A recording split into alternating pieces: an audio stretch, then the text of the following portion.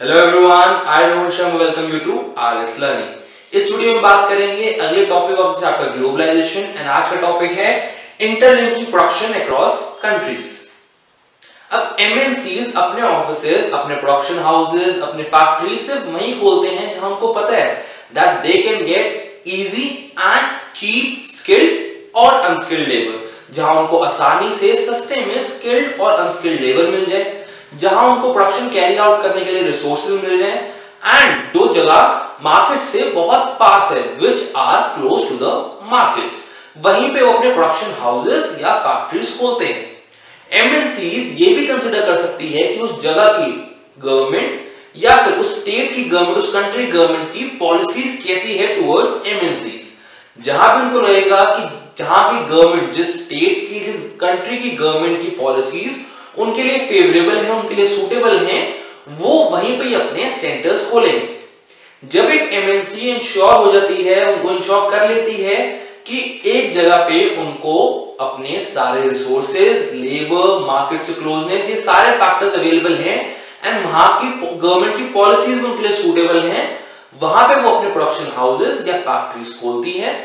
वहां पे production house खोलने के लिए जो भी पैसे लगाते हैं, चाहे वो बिल्डिंग खरीदने के लिए हो, लैंड खरीदने के लिए हो, चाहे इक्विपमेंट्स, मशीन्स खरीदने के लिए हो, किसी भी तरीके से जो पैसे लगाते हैं उसको इन्वेस्टमेंट कहते हैं। अब जब भी ये इन्वेस्टमेंट एक फॉरेन कंपनी या एक ऐसी एमएनसी लगाए जो आपकी कंट्री की नहीं है, उसको कहते हैं foreign investment. So investment made by MNCs is called foreign investment. वो एमएनसी जो आपकी कंट्री की नहीं है, जब भी वो आपकी कंट्री में इन्वेस्ट करे, इन्वेस्ट किस फॉर्म में करे, लैंड में, बिल्डिंग में, मशीन्स में या किसी भी और तरीके से इन्वेस्ट करे, उसको कहते हैं फॉरेन इन्वेस्टमेंट। अब एक बात जरूर याद रखने की जरूरत है दैट कोई भी कंपनी, कोई भी एमएनसी इन्वेस्टमेंट किसी भी जगह पे करेगी क्यों? वो सिर्फ एक मोटिव से करती है, that is to earn huge profits. Now what are the ways to open a production office, production centre और डूइंग एन इन्वेस्टमेंट? किसी भी कंट्री में किसी भी एमएनसी को एंटर करने के लिए क्या तरीके हैं कि वो वहां जाके अपने प्रोडक्शन सेंटर्स, ऑफिसेस खोल सके। पहला है that MNCs may set up production jointly with some of the local companies.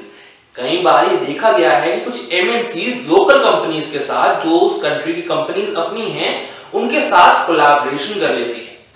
अगर हम अपनी कंट्री की बात करें, इंडिया की बात करें, तो बेस्ट एग्जांपल है Maruti Suzuki. Maruti Indian government का वेंचर था और सुजुकी एज वी नो एक जापानीज कंपनी है। तो फर्स्ट जो है हमारे पास point, that is MNCs may set up production jointly with some of the local companies. इसका तो बेस्ट एग्जांपल हमारे पास है मारुति सुजुकी का। अब इसके और भी एग्जांपल्स मिल जाएंगे, like Bajaj, Kawasaki, hero, Honda. Automobile sector में आपको ज्यादा मिलते हैं ये एग्जांपल्स। अब पॉइंट यहां आता है दैट जो लोकल कंपनीज है वो कोलैबोरेट करती क्यों है? उनको मेन दो फायदे होते हैं। क्या फायदे हैं? फर्स्ट फायदा है कि जो कंपनी बाहर से आ रही है, जो एमएनसी आ रही है, फॉर श्योर उनके पास वेल्थ इस लोकल कंपनी से कंपैरेटिवली ज्यादा है, तो इस लोकल कंपनी को एडिशनल वेल्थ मिल रही है, एडिशनल इन्वेस्टमेंट करने के लिए पैसे मिल रहे हैं, जिससे नए लैंड, नई मशीन्स, नई फैक्ट्री सेटअप कर सकते हैं, एक्वायर कर सकते हैं।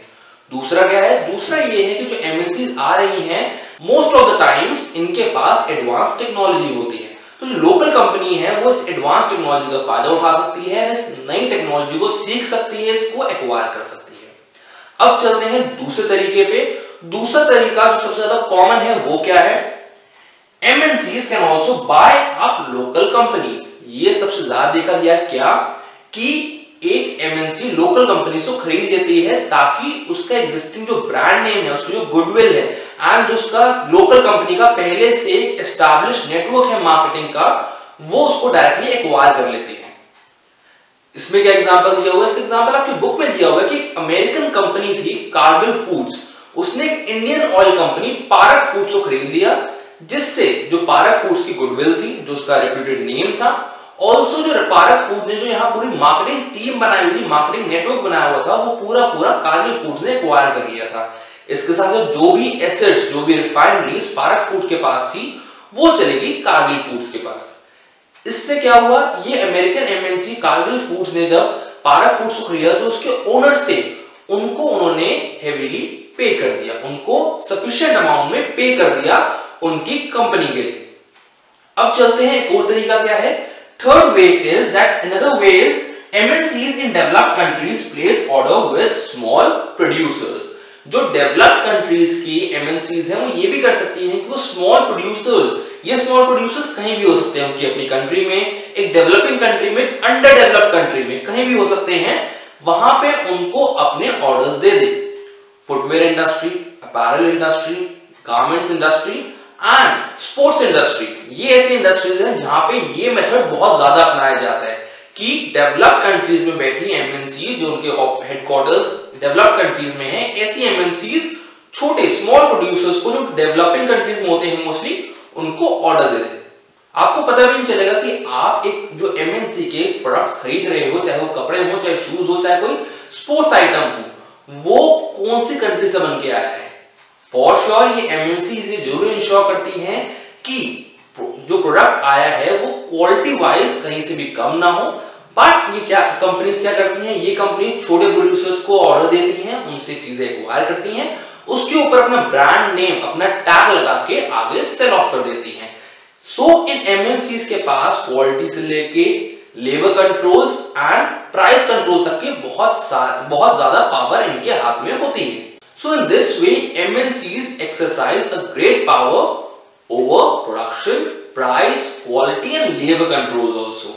ये कुछ तरीके थे मेन जिसके थ्रू MNCs प्रोडक्शन इंटरलिंक करती हैं across various countries. Now let's move on to the next topic, foreign trade and integration of markets. ये हम फर्स्ट वीडियो में भी पढ़ चुके हैं दैट ट्रेड या फिर फॉरेन ट्रेड मेन रीजन था डिस्टेंट कंट्रीज को ज्वाइन करने का for a long period of time. ये हम पढ़ चुके हैं हिस्ट्री के अंदर that trade was the only reason जिसने वेस्टर्नर्स को, वेस्टर्न कंट्रीज को हमारी कंट्री तक लाया था, इंक्लूडिंग ब्रिटिशर्स, जिसने हम पे अप्रॉक्सीमेटली 200 साल राज भी किया है, जिसने इंडिया को अपनी कॉलोनी बना लिया था। So trade was the only reason जो वेस्टर्न कंट्रीज इंक्लूडिंग ब्रिटिशर्स को इंडिया तक खींच के लाए। So what is the basic function of foreign trade? Foreign trade का एक बेसिक फंक्शन प्रोड्यूसर साइड से देखें तो प्रोड्यूसर्स को ये अपॉर्चुनिटी दे रहा है कि वो अपने होम मार्केट से निकल के बाहर की मार्केट्स, जो मार्केट्स उनकी कंट्री के अंदर नहीं है, उनको भी जाके अप्रोच करें, उन मार्केट्स में जाके अपनी चीजें बेच सके। अब अगर बात करूं कंज्यूमर साइड की, तो कंज्यूमर्स को ये एडवांटेज मिलता है that they get a wider choice. अगर फॉरेन ट्रेड नहीं होगा तो कंज्यूमर्स को सिर्फ उन गुड्स से सैटिस्फाई करना पड़ेगा अपने आप को जो उनके यहाँ पे लोकली अवेलेबल है। बट अगर फॉरेन ट्रेड हुआ तो एक consumer larger variety of goods में से अपने लिए गुड चूज कर सकता है, जैसे आजकल होता भी है। हमें कोई भी कार चाहिए हो, हमें कोई भी अपैरल चाहिए हो, हमें कोई भी कपड़े चाहिए हो, किसी स्पेसिफिक ब्रांड के जूते चाहिए हो, वो कंपनी चाहे इंडियन है या नहीं है, हम उसको इजीली एक्वायर कर सकते हैं। एक्वायर क्यों कर सकते हैं, उसका रीजन क्या है? उसका बेसिक रीजन है foreign trade. So goods travel from one place to another, choice भी बढ़ती है। यही एक रीजन है दैट डिफरेंट मार्केट्स में, ऐसी मार्केट जो अगर बात करें डिस्टेंस के हिसाब से बहुत दूर है, इन दो मार्केट्स में भी प्राइस काफी हद तक कुछ स्पेसिफिक प्रोडक्ट्स का जो दोनों जगह अवेलेबल है उनके सेम प्राइस होते हैं। सो प्रोड्यूसर जो बहुत दूर बैठे हैं एक दूसरे से, हजारों मील, थाउजेंड किलोमीटर दूर बैठे हैं, वो भी एक दूसरे से compete करते हैं in terms of price and quality. Thus, we can say that foreign trade results in connecting or integration of markets of distant places of distant countries. Foreign trade result करता है, foreign trade की वजह से जो distant countries हैं, बहुत दूरी countries हैं, वहां की market भी एक दूसरे से connect हो पाती है, interlink हो पाती है।